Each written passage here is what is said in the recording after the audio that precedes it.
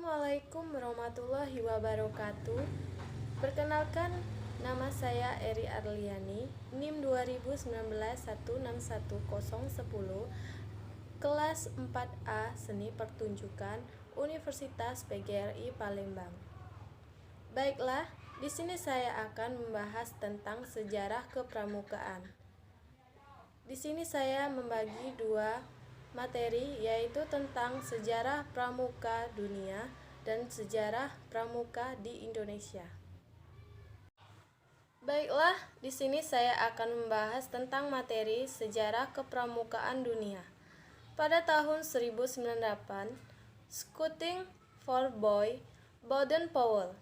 Sejak Baden-Powell menuliskan pengalamannya dalam buku Scouting for Boys pada tahun 1908, hal ini dianggap sebagai cikal bakal dari lahirnya gerakan pramuka. Buku itu sengaja dibuat Baden-Powell sebagai panduan dalam acara perkemahan yang dirintisnya. Tahun 1912, Girl Guidish, Baden-Powell, dan Agnes.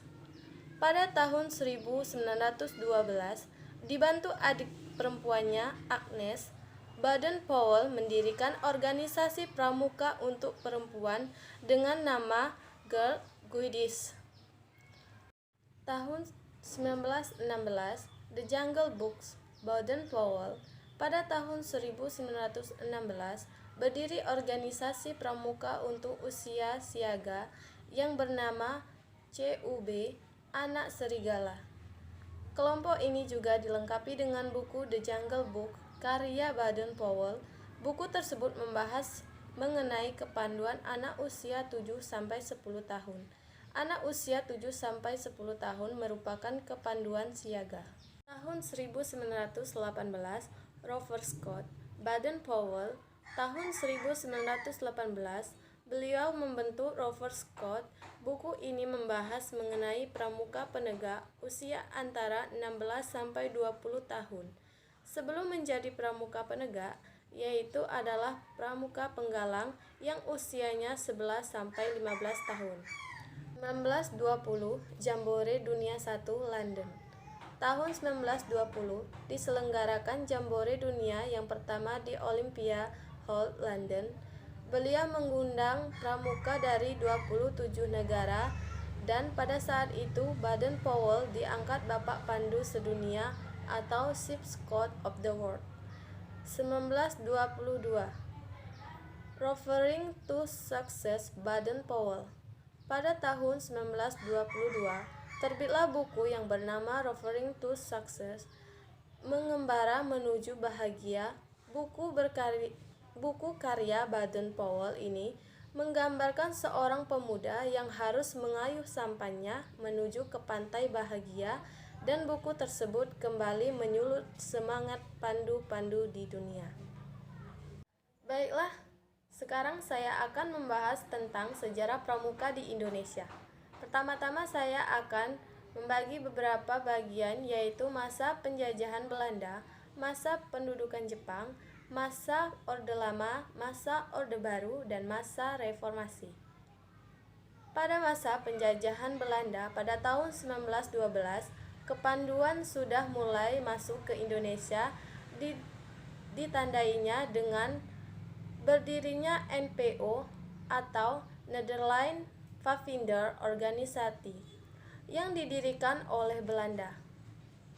4 tahun kemudian, 1916, NPO berganti nama menjadi NIVV, Nederland Indisch Pavinders Vereniging.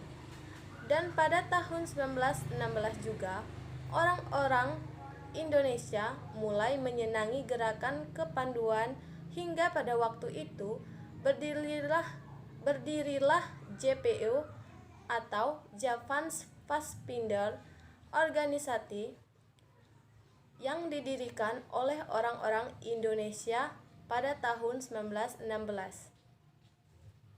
Pada tahun 1928,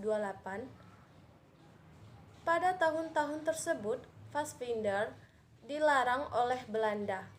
Belanda sudah khawatir akan penggerakan nasionalisme di Indonesia, sehingga pada waktu itu muncullah istilah baru yaitu pandu dan kepanduan. Sosok yang mencetuskan istilah pandu dan kepanduan adalah Bapak Haji Agus Salim, dan sejak itu Bapak Haji Agus Salim dikenal sebagai Bapak Pandu Indonesia. Setelah saat itu, banyaklah berdirinya organisasi kepanduan di Indonesia. Pada tanggal 23 Mei 1928, pada waktu itu, organisasi Pavinder atau kepanduan sudah dileburkan menjadi satu organisasi kepanduan, yaitu PAPI atau Persaudaraan Antara Pandu Indonesia. Selanjutnya, pada masa penjajahan Jepang, tidak akan banyak penjelasan pada masa penjajahan Jepang, karena pada intinya, pada masa penjajahan Jepang, organisasi kepanduan dilarang total oleh pihak Jepang, karena pada waktu itu, Jepang mempunyai ambisi yang sangat kuat di negara kita, sehingga gerakan-gerakan yang bersifat nasionalisme yang memicu semangat, memicu pemberontakan, dilarang sama sekali, sehingga pada masa penjajahan Jepang tidak ada organisasi kepanduan. Masa Orde Lama. 27 Desember 1945 terbentuknya PRI, Pandu Rakyat Indonesia, di Surakarta.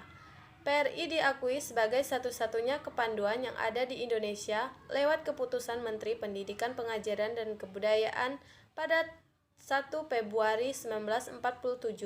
Pada akhirnya, surat keputusan dianulir sehingga kelompok lainnya dapat membentuk organisasi kepanduan lainnya.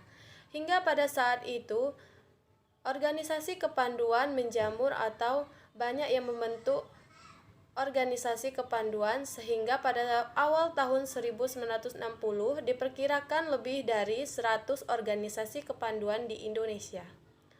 Pada 14 Agustus 1961, pemerintah mengumumkan lahirnya organisasi bernama Gerakan Pramuka Indonesia yang diketuai oleh Sri Sultan Hamengkubuwono yang menjadi Ketua Kuartir Nasional pertama.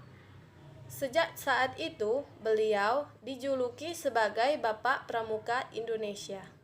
Masa Orde Baru. Di bawah pimpinan Bapak Presiden Jenderal Soeharto, pada saat itu Soeharto memiliki kesenangan yang sangat tinggi terhadap gerakan pramuka, sehingga gerakan pramuka dapat berkembang pesat.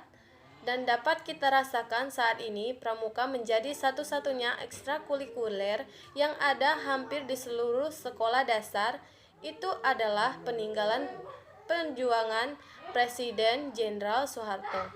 Intinya, pada saat itu, gerakan pramuka berkembang pesat terutama di jenjang sekolah dasar.